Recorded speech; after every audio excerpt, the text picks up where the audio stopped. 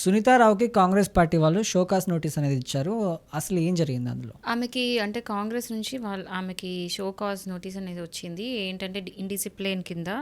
So ఆమె action ఇండిసిప్లిన్డ్గా ఉంది. So దానికోసం ఎక్స్ప్లెనేషన్ ఇవ్వండి అని చెప్పేసి కాంగ్రెస్ సునీతారావు గారికి పంపించడం జరిగింది. సో ఈ షో కాజ్ నోటీస్ వచ్చిన తర్వాత ఆమె యాక్షన్ ఎందుకు అలా ఉంది అని చేసి ఎక్స్ప్లెనేషన్ ఇస్తూ ఆమె దానికి రిప్లై ఇవ్వాల్సి ఉంటుంది లీగల్గా. షోకాస్ నోటీస్ అంటే చాలా మందికి తెలియదు. అసలు షోకాస్ నోటీస్ అంటే ఏంటి?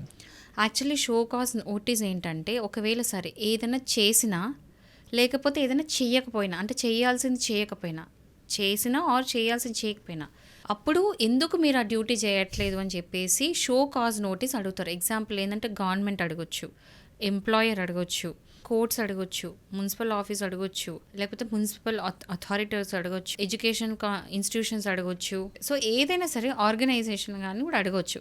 సో పర్టికులర్లీ డ్యూటీ విషయంలో మీరు ఎందుకు చేస్తారు, ఎందుకు చేయలేదని అడుగుతారు. యూజువల్గా ఏంటంటే షో కాజ్ నోటీస్ పంపించినప్పుడు లీగల్గా ఫ్రేమ్ చేసి ఒక లెటర్ ఫామ్లో పంపిస్తారు.